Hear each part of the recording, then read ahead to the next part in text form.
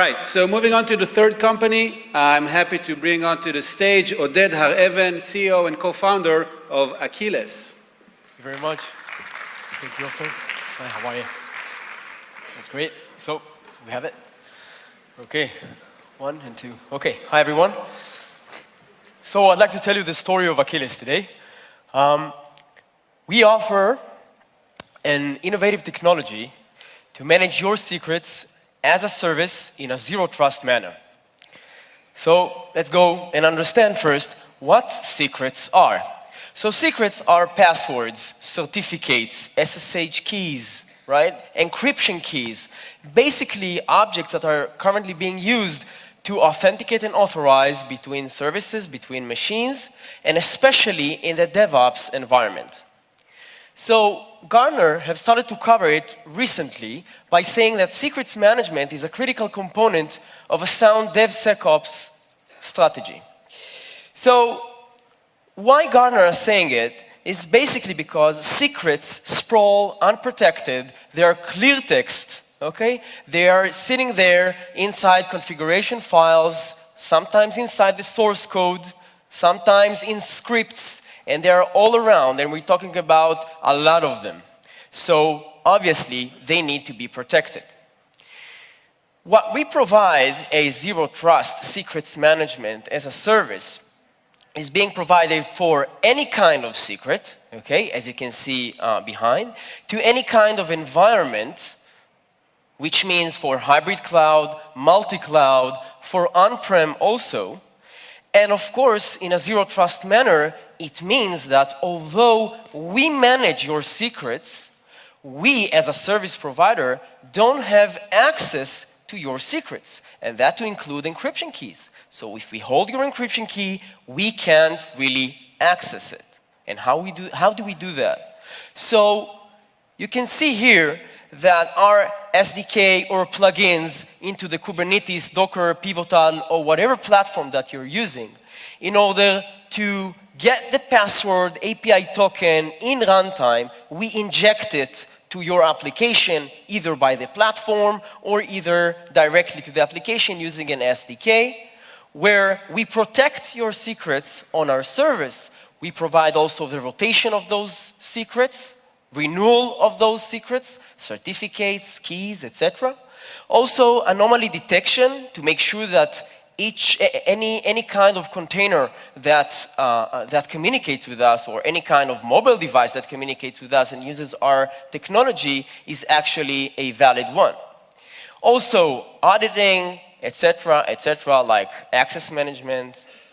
So we use encryption to protect your secrets by using 3 layers. One is the API layer, which is the plugins and SDK.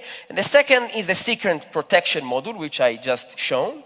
The third one, which is our base, this is our patent pending technology. This is the zero trust encryption module. And let's elaborate about that for a second.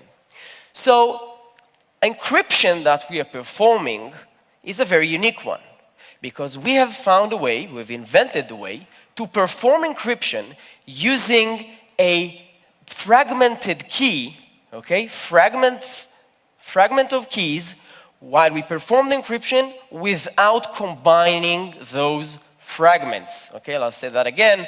Those fragments of keys that are stored on different places around the world, different regions, different cloud providers, and different operating systems, those fragments, when we perform the encryption on the customer side in our SDK, we never combine them. Okay? Now, one of those fragments can be accessed only by the SDK and not by us. So eventually you're getting an encryption. If our SDK encrypts something, then it does so using fragments, okay, that one of them can be accessed only by the SDK itself, and this is why it's zero trust, because eventually the object or the secret that is being protected, that is being encrypted, we as a service provider can't open it. So there's another use case that I can tell you a little bit in short. There is the BYOK secret. Basically, that's the key that you have decided to share with any SaaS provider like Salesforce, Office 365, SAP, etc. So we are also offering a use case where you need to somehow manage that key on the cloud without anyone else that can see that key, and we are being able to manage that, disable that key, rotate, etc., etc. So to conclude, our benefits, obviously. So we're talking about unified solution, all-in-one solution in order to protect secrets, any kind of secrets, in a hardware grade level, okay, HSM, and in a zero trust manner because, again, only you can access your secrets and keys, while low operation cost as a SaaS, and of course, environment agnostic for any kind of configuration, private cloud, public cloud, VPC, etc. And of course, in case you still want to, we can provide it on-premise also. Thank you very much.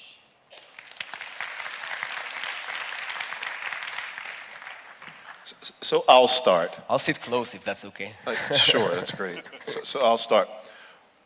What do you say to other startups who say the term zero trust is overloaded? So basically, when it's good and justified to use it, it needs to be used, okay? Now, for us, zero trust came after we understood the problem, because the problem lied there. And we started to use, at the beginning, exclusive ownership, because when we talked with chief security officers and we talked about key management and what do you do? Where do you store your keys when you need to actually store them on the cloud? Who do you share the key with? Is it with one of the big cloud providers, etc.? And we talked about the exclusive ownership on the keys. And then suddenly, zero trust came, and it just came into the point. So for us, it's just very relevant. Most often, especially on the SaaS layer, if I would like to exploit the fully functionality that a SaaS solution provides me, I need as well to provide the key. I mean, like for instance, Microsoft Azure.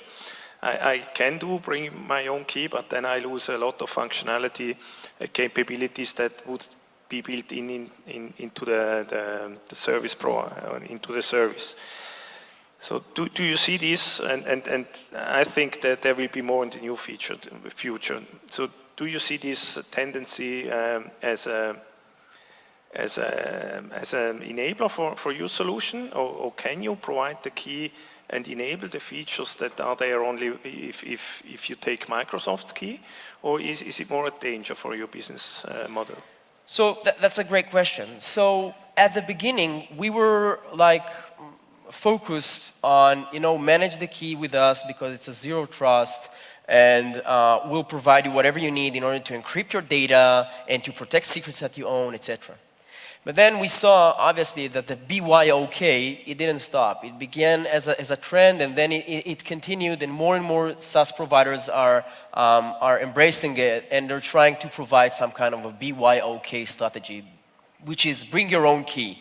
So we're trying to somehow provide and facilitate whatever our customers require. So in that case, when you want to manage a key and share it with someone, and eventually you need to manage it on the cloud, so we are trying to provide you a way where that key is called a secret, and this is how we manage it.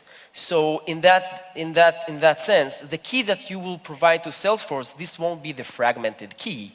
Rather, the fragmented key, our patent pending technology, would protect the key where you are choosing to store it.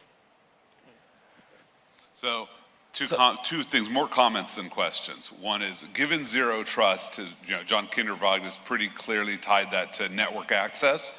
If you lead with that, you're going to have a lot of CIOs and CISOs that are just going to be confused.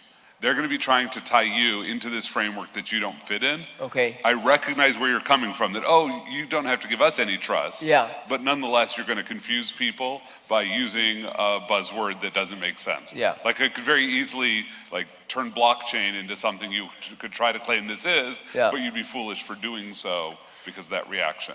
But the other commentary, and this is a challenge for you, very interesting capability, but the capabilities that make most CIOs and CSOs most nervous are infrastructural services with a real-time dependency that somebody else has control over, right? If you go down, and that could be a hardware outage, it could be a software failure, it could be an API failure, I'm out of business, right? Even if I'm caching for 10 minutes. Definitely. And so that's a risk you're gonna have to take, and you'll find a lot of buyers are very leery of trusting a startup without a proven record. That's a great point, because I didn't even recognize that as a challenge. But yeah, you are sort of saying, hey, don't trust that, but trust us. Okay, so first of all, we take high availability very seriously, of course. If someone needs to trust us in terms of the business continuity, right, to make sure that we are always on. So let's talk a little bit, maybe some technicalities about how we do stuff. So since we're managing fragments, we're being able to replicate them between regions around the world and also between cloud providers, okay? So it means that in our architecture, we are being able to go to, let's say for an event, while even one large cloud provider goes down, which is a very rare case, we will still be able to provide service from the other two. So, and that's besides mechanisms like caching, prefetching on the client side, inside our SDK, in our technology, on your side, for that sense. So it's a kind of mix of solutions in order to mitigate that problem, and I'm fully accept that challenge. I mean, trust, to build on that, trust is not rationally explainable, so it's more a feeling or something that gets established over time. And by handing you over the company's deepest secrets in terms of encryption keys and all, I'm handing you over the keys to the kingdom, basically. And I would need to do that from day one. So how are you planning to establish this trust relationship with your potential customers in order to move them or to convince them to provide you with the keys of their kingdom? Okay, so that's a great question, part of our journey, totally. So the first point is technical. Okay, we explain about the technicals, we explain about the particle, that fragment that only the customer can actually access, and we explain that in the mathematical level and the cryptography level. Okay, it's not just firewall that protects us from taking your keys, it's more about the cryptography level that we cannot hack. That's one. Second of all, obviously, when we talk about, you know, the 10th, 11th, 12th customer, etc., we won't go maybe direct, we will go with some kind of a large MSSP or large channel that, you know, we will partner with. So the question about trusting a small startup, hopefully we will be able to take it out off the table, although it will always remain a challenge because of the issue that we're dealing with. So the answer is one, you know, technical explanation, validation, certification also, okay, FIPS compliance and things like this, and also eventually partnering with the right ones. If I have something already in place, maybe a different solution, traditional, because we know that there are some competitors. Do you see me being a good customer for you? I mean, what would propel me to go and throw out something I have? What's going to be the huge value proposition, or are you not going to go to people that already have something in place? Okay, so in many cases, since our solution covers more than one problem, because we're saying secrets, but it's also encryption keys, and we talked a little bit about hardware secured modules and key management and maybe even certificate management, etc. So we tend to not to say no. We tend to, you know, if you already have one particles, one of the things that we are answering, then yes, we would definitely go for some kind of integration. Let's say that for one way we can replace only the HSM functionality, or for other places, for other use cases, we can replace only the use case of secrets management, particular passwords, SSH keys, etc. So in that sense, we would definitely go for to search for the places that we can also provide complementary service rather than completely eliminate the infrastructures that you already have. All right. Thank you very much, Oded. And Okay, AKEYLESS. and can we have a question? Yeah, one quick Just question. For Yeah. 1 minute. So on my side, thank you. Actually, it's a general question for all startups that wish to start work with, large enterprises like you represent. What would be the most important things for you when you decide to deal eventually with a startup, with innovative, small companies? What would be the most important things for you when you do that in terms of process, etc.? So one of the things I want to understand is what happens to me in an exit, right? We've seen cases of technology firms get bought up and the technology gets killed off. And now I've got to migrate off, and that can be very painful. Yeah. Or it's bought by a competitor. We've done that to people and had our competitors do it to us. So in many cases, I'm trying to understand not just what value do I get now, but what is my risk and cost of doing business here should you fail or exit? Tell your story. We have time for one more reaction. Sorry, we're running out of time. I mean, for me, it is, again, trust in terms of I need to see it. There needs to be a relatively small POC to be done, and the POC obviously would need to be as effortless as possible, and then let's take it from there. I mean, trust is like a plant. It needs tender love and caring, and it grows. And I think a POC in a development segment of the network and the proof of concept that works will help a lot, and then let's take it from there. Definitely. Thank you very much. All right, thank you very much, Oded. Harev and CEO of AKEYLESS, thank you. And as we are wrapping up this session, I would like to say a very big thank you to our panelists for such a great discussion and feedback. Andy Ellis from Akamai, Bobby Ford from Unilever, Renee Gutman from Campbell Soup Company, and Michael Melly from Bank Julius Baer. Thank you very much. I hope you enjoyed it. Have a great Cyber Week.